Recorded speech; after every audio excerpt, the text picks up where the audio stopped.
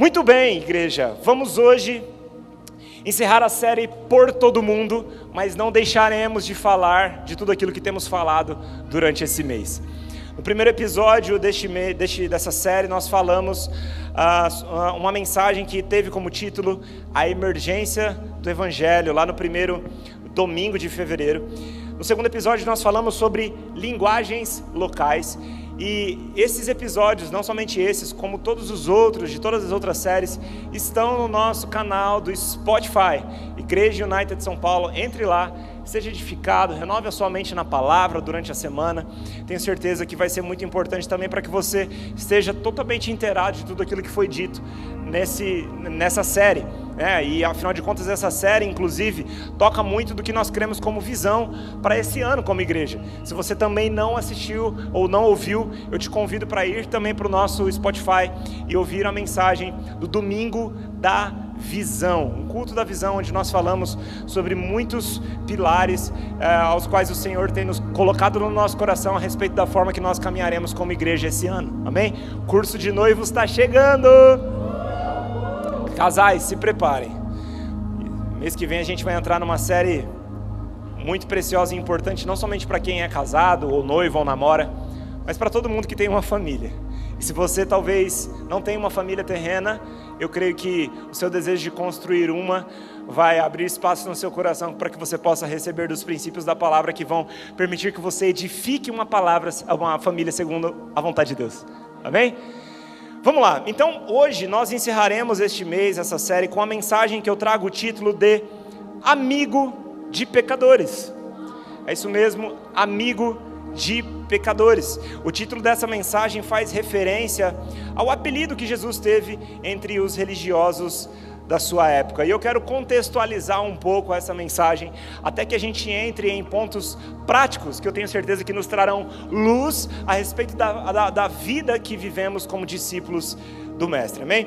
Então, para contextualizar um pouco este título e este apelido que Jesus tinha, a gente precisa olhar para a história e para o contexto ao qual ele vivia. À medida que Jesus ele ia pregando o Evangelho, ele ia se assentando em todo tipo de roda para levar a mensagem de esperança, a mensagem da salvação.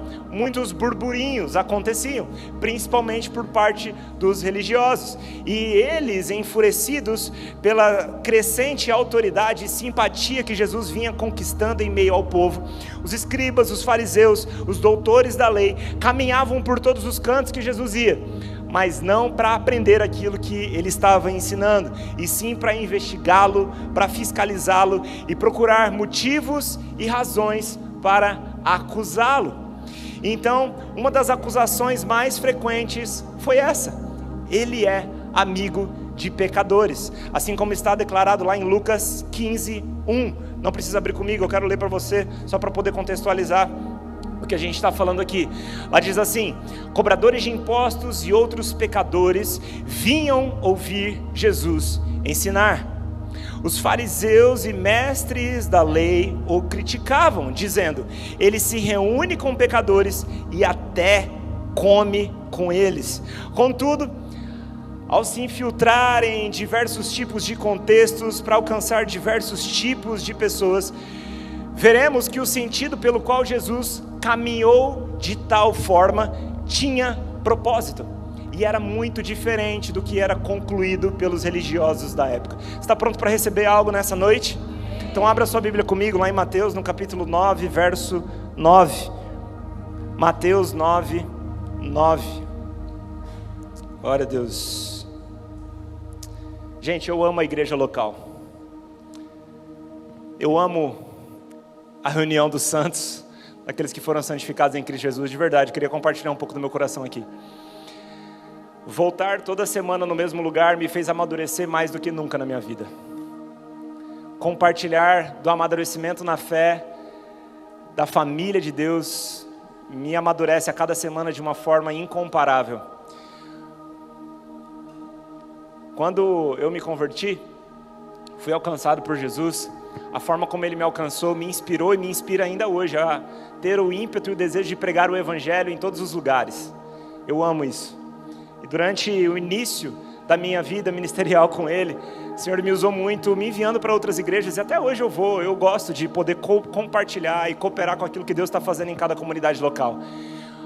Mas eu posso dizer para você do meu coração que é incomparável do que a experiência de voltar todo dia para cá. Eu espero que você também compartilhe deste mesmo coração. Amém? É muito precioso viver em família. Vamos lá, Mateus 9:9, quem chegou lá diz amém. Lá diz assim: enquanto Jesus caminhava, viu um homem chamado Mateus sentado onde se coletavam impostos. Siga-me, disse Jesus, e Mateus se levantou e o seguiu. Mais tarde, na casa de Mateus, Jesus e seus discípulos estavam à mesa, acompanhados de um grande número de cobradores de impostos e pecadores. Quando os fariseus viram isso, perguntaram aos discípulos: por que o seu mestre come com os cobradores de impostos e pecadores? Jesus ouviu o que disseram e respondeu: as pessoas saudáveis não precisam de médico, mas sim os doentes. E no verso 13 ele acrescentou: agora vão e aprendam o significado dessa passagem. Quero que demonstrem misericórdia e não que ofereçam sacrifícios, pois não vim para chamar os justos, mas sim os pecadores. Glória a Deus. Feche seus olhos, vamos orar. Pai, obrigado. Obrigado pela oportunidade de ter contato com a sua mensagem. Essa mensagem de graça, de amor, essa mensagem de esperança, de vida eterna. Essa mensagem que nos lapida, que nos faz ser libertos do poder do pecado. Te agradecemos, Jesus. Que ela renove a nossa mente, que ela transforme o nosso ser. Que o Espírito Santo encontre espaço nos nossos corações para fazer a sua obra, que é convencer-nos do pecado, da justiça e do juízo. Eu oro por corações disponíveis para serem acrescentados por essa palavra, e eu oro, Espírito Santo, que você traga luz a esse texto, em nome de Jesus, amém.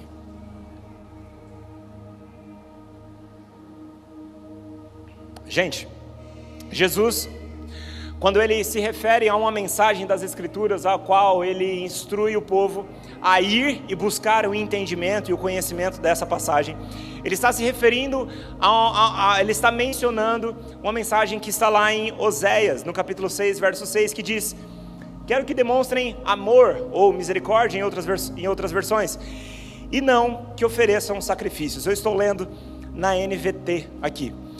Esse texto, ele tem um sentido profético que trazia um prelúdio, ou seja, que anunciava que chegaria o tempo em que se tornaria claro que nenhum sacrifício humano vai dar direito a alguém entrar no céu.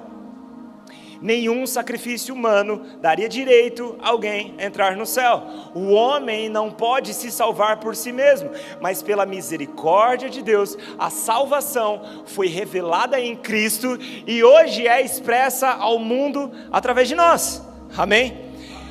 E foi por isso também, com base nesse entendimento de Jesus dizendo: eu quero que vocês demonstrem amor ou misericórdia e não sacrifícios, que Jesus também, momentos antes de voltar aos céus, ele fala para os seus discípulos que o mundo nos reconheceria como seus discípulos quando amarmos uns aos outros. Quem está comigo até aqui?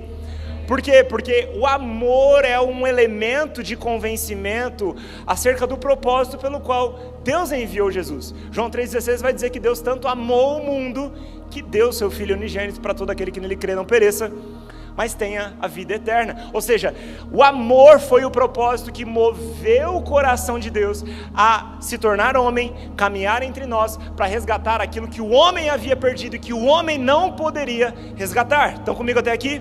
Glória a Deus. Então, dessa forma, Jesus, ele ia por todo mundo, ele ia por todo canto, anunciar a obra de amor que o Pai estava cumprindo nele. Só que o que acontecia? Ele era rotulado como o amigo de pecadores. Mas ainda que esse fato tivesse um entendimento equivocado por parte dos religiosos, dentro daquele contexto existia um viés de verdade.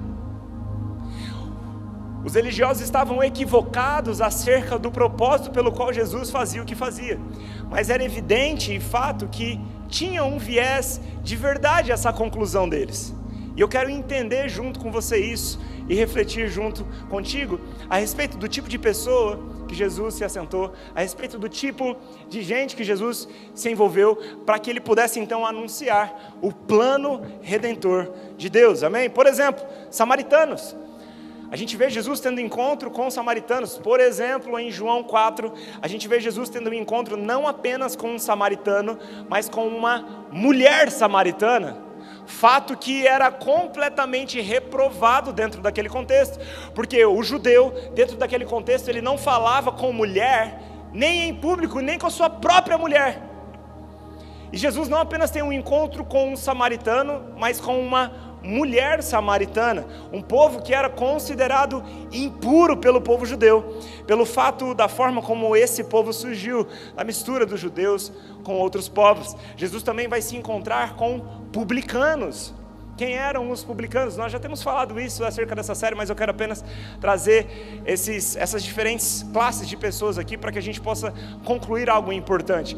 Quem eram os publicanos? Os publicanos eram judeus que se convertiam ou viravam a casaca à causa do Império Romano, que naquela época estava dominando o contexto judaico, e esses publicanos eram os responsáveis pela coletoria de impostos. Quando o Império Romano geralmente invadia algum lugar naquela época, eles não matavam as pessoas, mas eles usavam as pessoas para trabalhar para eles. Então pensa um judeu virando a casaca para poder colher impostos do seu próprio povo. Era visto pelo povo judeu como ladrões, porque sabíamos que também naquele contexto os publicanos foram conhecidos por extorquir o povo. Eles usavam de má fé para que eles pudessem não somente recolher os impostos devidos, mas para lucrar ainda mais. Então o judeu odiava publicano. Jesus era judeu, amém? E a gente vai ver ele se envolvendo, se conectando, se relacionando, por exemplo, com Mateus. Jesus vai até Mateus e ele convida Mateus para segui-lo, como a passagem que a gente acabou de ler aqui. Mas não apenas Mateus, Jesus vai à casa de Zaqueu jantar com ele. Zaqueu não apenas era um publicano, mas ele era chefe dos publicanos. Ou seja, ele era o odiado dos odiados. Nenhum judeu sequer ousava em ter qualquer tipo de relação com um publicano, quanto menos jantar na casa dele. Só que Jesus, quando ele vê o coração de Zaqueu, ele fala: hoje eu cearei contigo, porque chegou salvação na sua casa. Ou seja, esse encontro também mostra o fato de que Deus, ele está vendo o coração humano. Então Jesus tendo um encontro com Zaqueu, indo jantar na casa dele, quebra muitos paradigmas dentro daquele contexto. Está comigo até aqui? A gente já vai entrar de uma forma mais prática, mas eu estou construindo uma fundação importante para que você possa absorver tudo aquilo que está sendo ensinado nessa noite, amém? Um outro exemplo, Jesus ele vai ter um encontro com a mulher do fluxo de sangue. Ela sofria de uma hemorragia há 12 anos. Ela é relatada nos evangelhos como uma mulher que sofria muito. E essa hemorragia, dentro daquele contexto, era visto como uma impureza. A cama que essa mulher dormia, a roupa que ela vestia, a cadeira que ela sentava, tudo que ela tocava era considerado impuro. Então era o tipo de gente que não podia ter relação com ninguém naquele contexto, amém?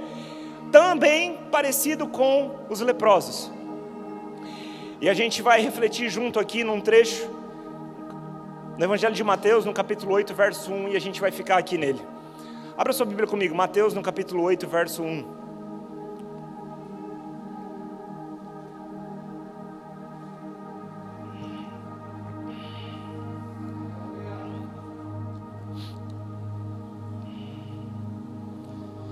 Essa passagem, ela retrata um contexto em que Jesus estava cumprindo o seu ministério, ensinando, anunciando as boas novas do reino e curando todo tipo de doença. Isso atraía o interesse de multidões que seguiam Jesus para testemunhar aquilo que ele estava fazendo. Então a gente vai ver esse evangelho, essa passagem dizendo sobre esse fato da seguinte forma: quando Jesus desceu a encosta do monte, grandes multidões o seguiram. Um leproso aproximou-se de Jesus. Para aqui comigo. Um leproso aproximou-se de Jesus. A gente estava contextualizando aqui acerca de vários tipos de pessoas aos quais Jesus se envolveu, se relacionou, sentou numa roda, comeu junto. pessoas que jamais se relacionariam com um judeu a não ser Jesus, porque ele veio quebrando esses paradigmas contextuais, morais, religiosos da época. E agora a gente chega aqui no leproso, e eu quero contextualizar um pouquinho com você a respeito dessa classe de pessoas. Porque quando a gente vê que uma multidão estava seguindo Jesus, até aí, nesse texto está tudo normal, porque as pessoas eram atraídas por aquilo, pela forma como Jesus estava caminhando. Então elas vinham atraídas pelos milagres que Jesus realizava. Tudo bem até aqui? Só que essa pessoa não era qualquer pessoa, era um leproso. E por que o leproso não é qualquer pessoa naquele contexto? Os que contraíam lepra eram vistos como pessoas completamente impuras. A lepra representava evidência de pecado. Então, quando alguém estava com lepra, todo o povo olhava para essa pessoa como essa doença sendo evidência de pecado na vida dessa pessoa. Logo, ela era também tratada como impura. E por isso, eles eram isolados pelas autoridades num lugar conhecido como um cativeiro de leprosos e não podiam se socializar. Por quê? Era uma doença altamente contaminável. Tudo bem até aqui? Então eles eram isolados num lugar onde só os que tinham lepra ficavam lá, para que eles não se socializassem e contaminassem mais pessoas. Então, obviamente, eles sofriam muito preconceito, ok? Então, qual é a conclusão que a gente chega para que a gente possa então passear de forma prática por esse texto aqui? Imagina comigo, Jesus ele está caminhando, curando pessoas, as multidões começam a se reunir em torno dele. E de repente chega uma pessoa que não deveria estar ali. Obviamente, essa pessoa provavelmente sofreu muito preconceito pela presença dele ali. Com certeza, olhares tortos se viraram para ele, porque era para ele estar num cativeiro, ele não pode se misturar com a gente. Ele não pode se misturar com a gente. Ele é impuro. Precisamos isolar essa pessoa do restante do povo, porque senão ele vai nos contaminar, ok? Agora eu quero refletir junto com você, e eu oro para que o seu coração esteja aberto para aquilo que conversaremos a partir daqui. Quem são os leprosos nos dias de hoje?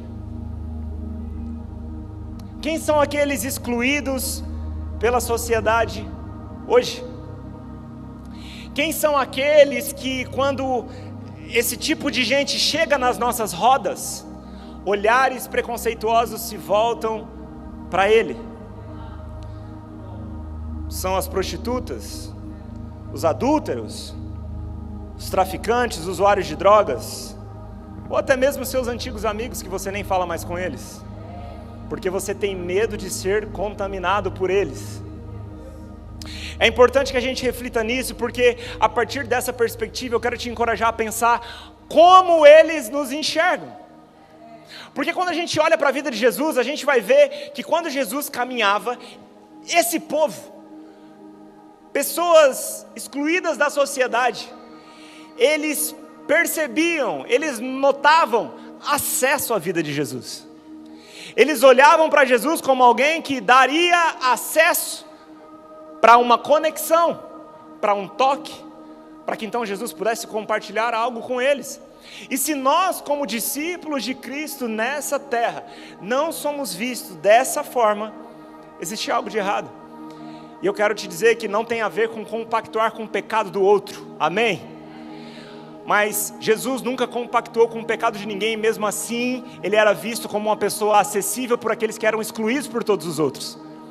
A grande questão é que muitas vezes a gente pega uma parte da palavra e vive só com ela debaixo do braço, como se o restante pudesse ser ignorado.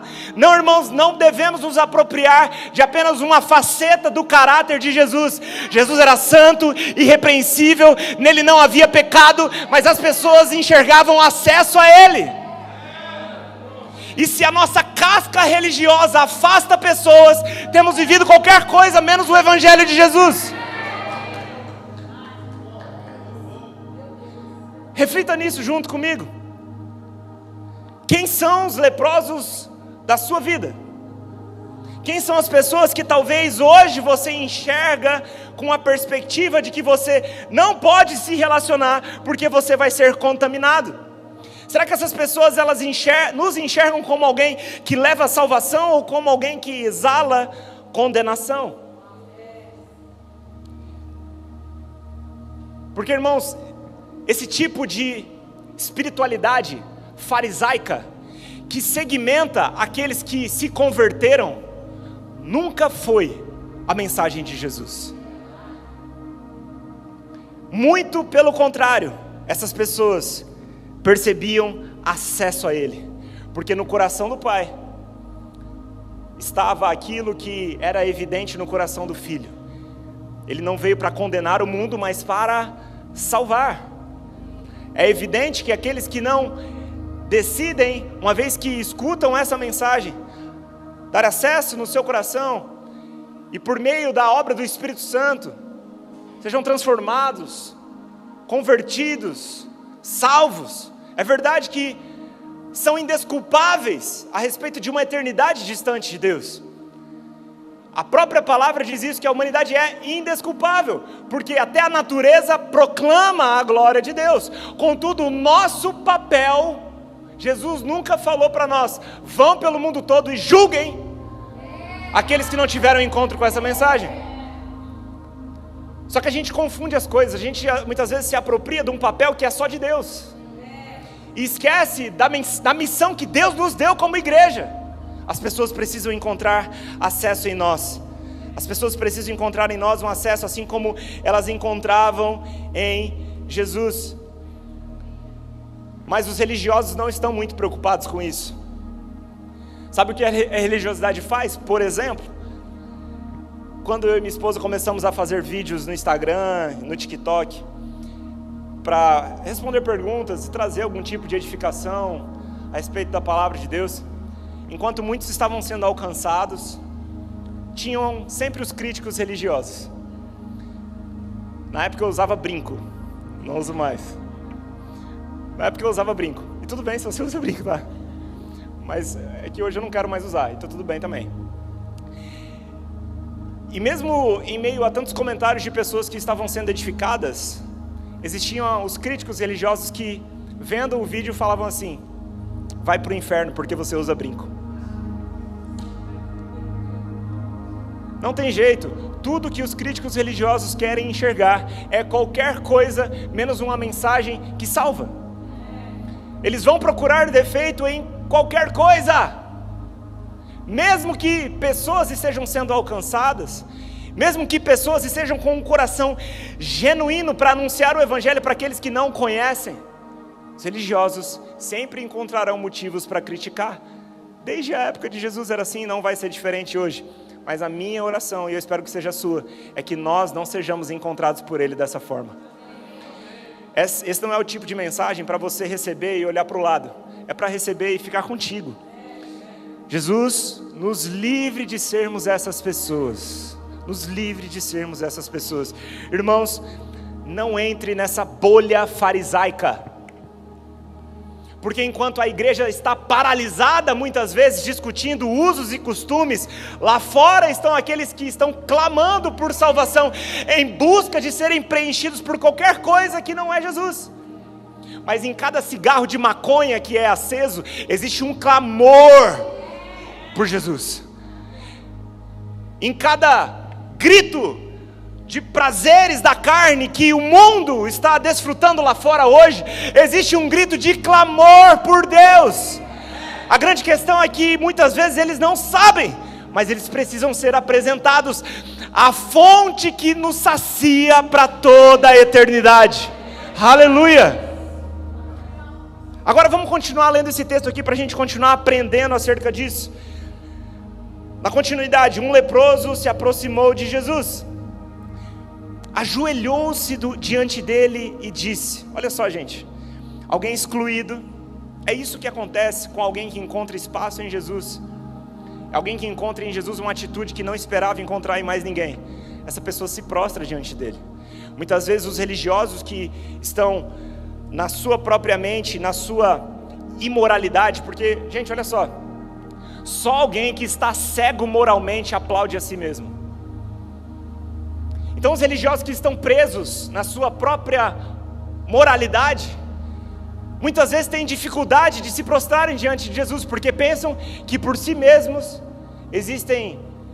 carregam merecimento para hoje desfrutar de um relacionamento com Deus. Assim é a parábola que Jesus conta de duas pessoas que estavam adorando, um publicano e um religioso. Mas olha só, um leproso, quando ele percebe acesso a Jesus, é isso que acontece com a nossa vida, quando a gente não se limita, ou não enquadra o evangelho dentro de uma caixinha, ou limita onde ele pode ser pregado. Leprosos, ou seja, impuros, dentro do nosso contexto, se rendem a Jesus. E esse leproso disse: Senhor, se quiser, pode me curar e me deixar limpo. Jesus estendeu a mão e tocou nele. Repita comigo: tocou nele. Eu quero, respondeu. Olha só, repare, Jesus estendeu a mão e número 1, tocou nele. Número 2, respondeu: eu quero.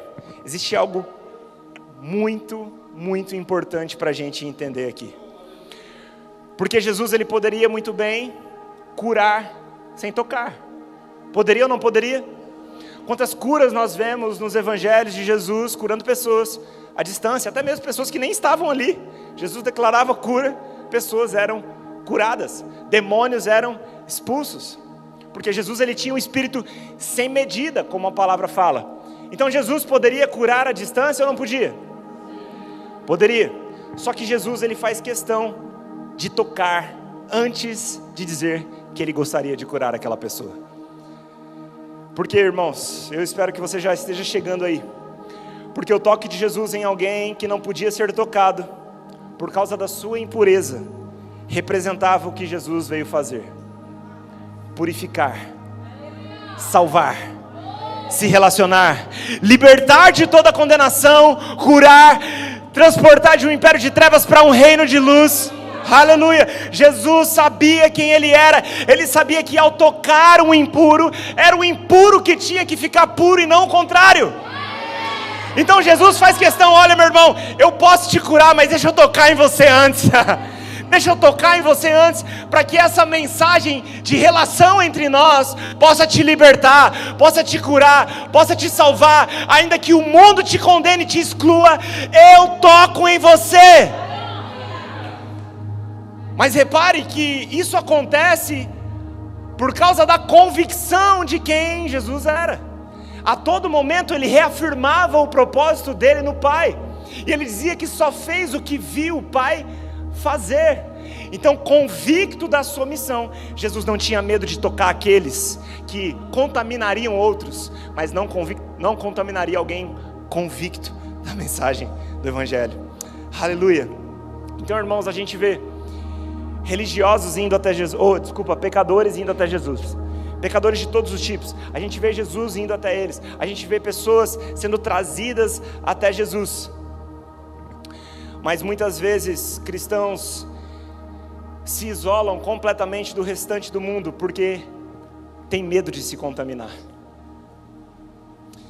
E existe um equilíbrio muito importante no meio dessa mensagem aqui. Eu sei que eu estou em meio a filhos maduros, amém?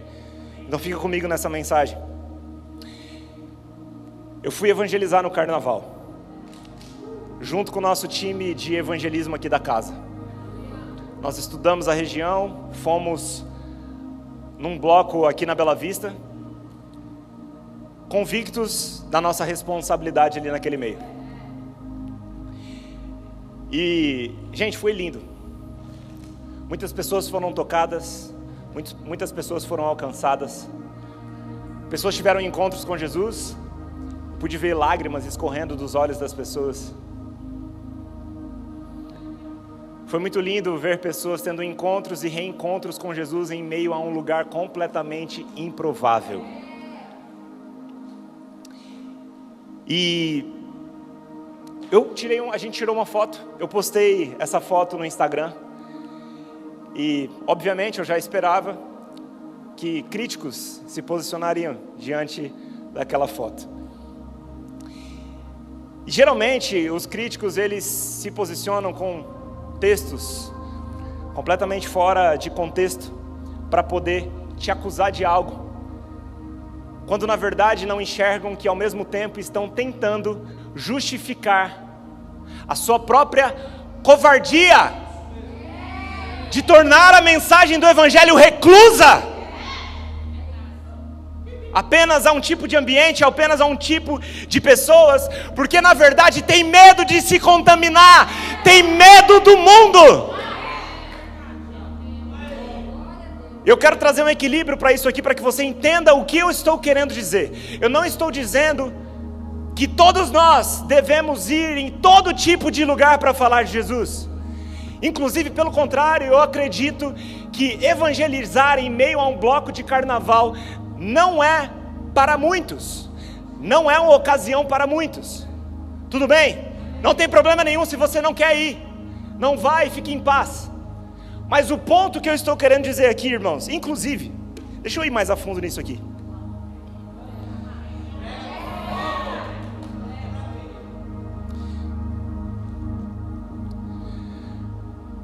Vamos lá. Inclusive, eu entendo que esse não é o tipo de ambiente para muitos, não apenas por causa do preparo que é necessário para estar nesse tipo de ambiente, mas também porque muitos usam evangelismo como desculpa para satisfazer seus desejos depravados.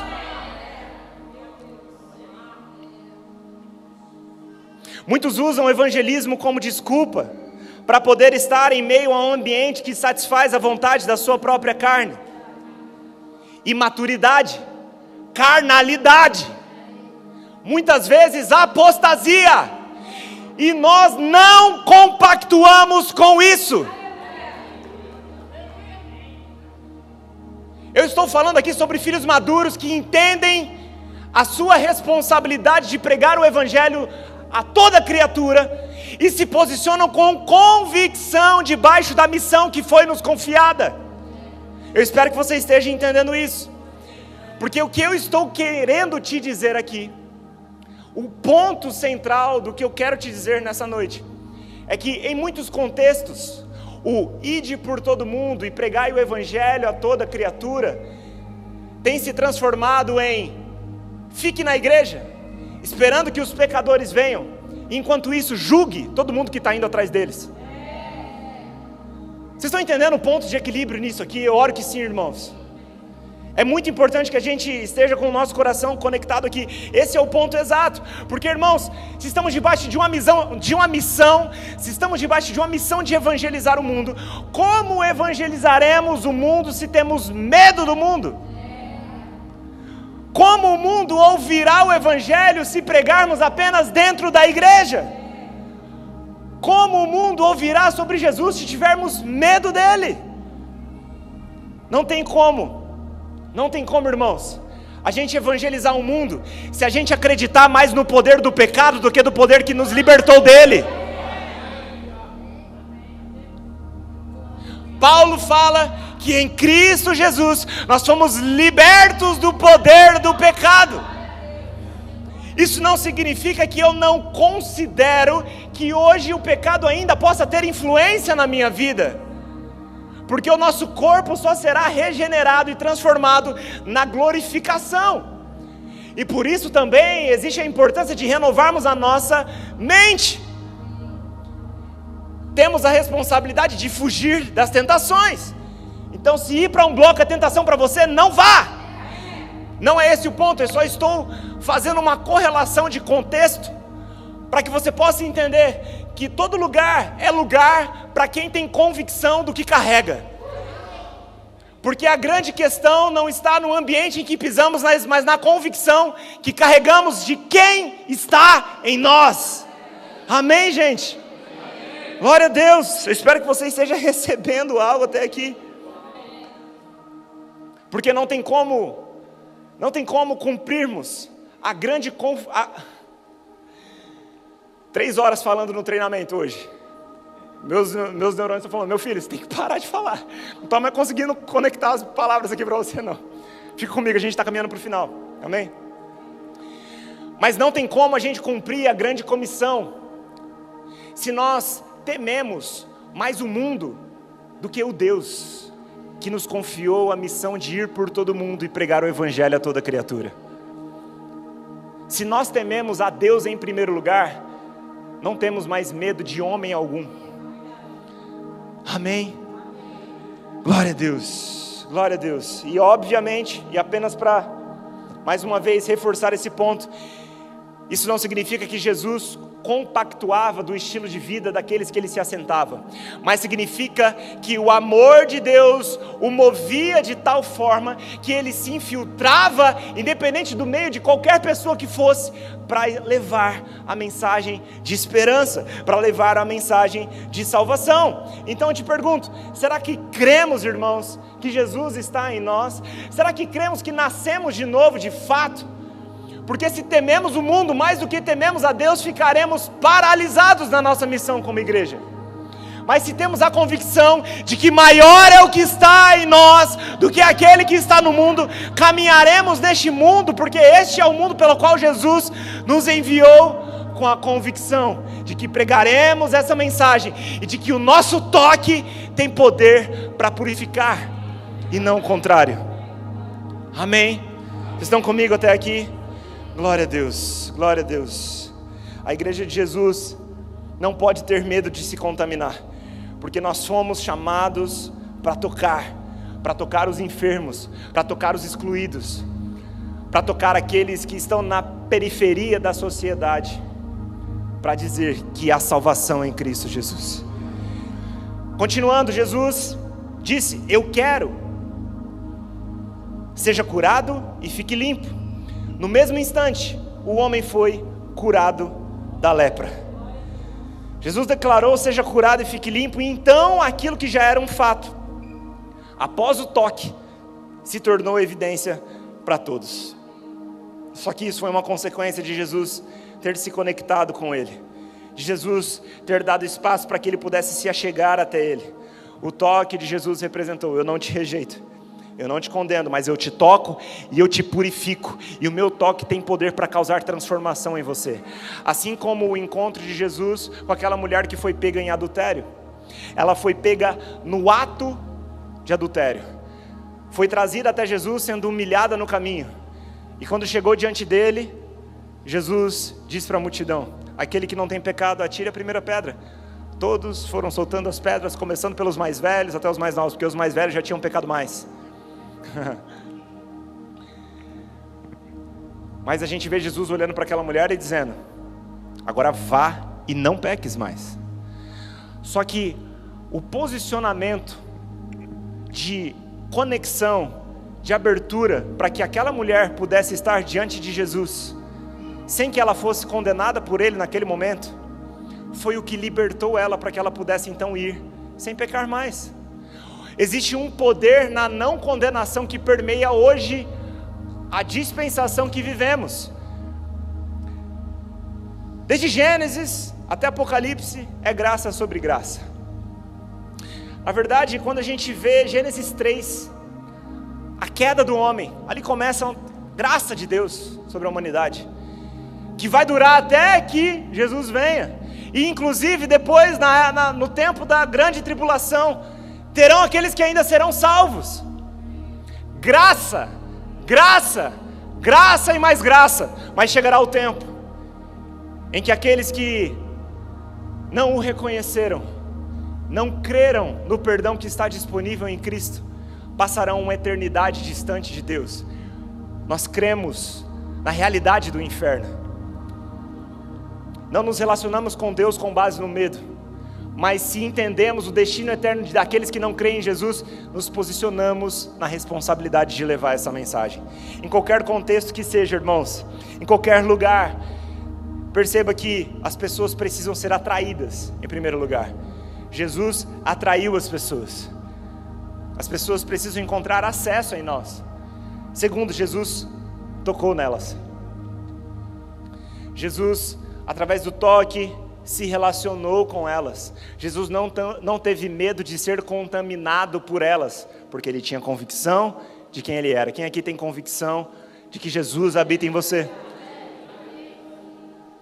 E terceiro, Jesus curou. Mas a cura aqui é uma consequência de uma construção de atração, toque, que significa uma relação, a cura é uma consequência. Assim Jesus fazia. Esse era o evangelismo de Jesus. Ele se conectava e se infiltrava dentro da realidade das pessoas. Ele invadia a pessoalidade delas, para que elas pudessem encontrar um homem diferente de todos os outros, mas que tinha algo que saciava a sede delas.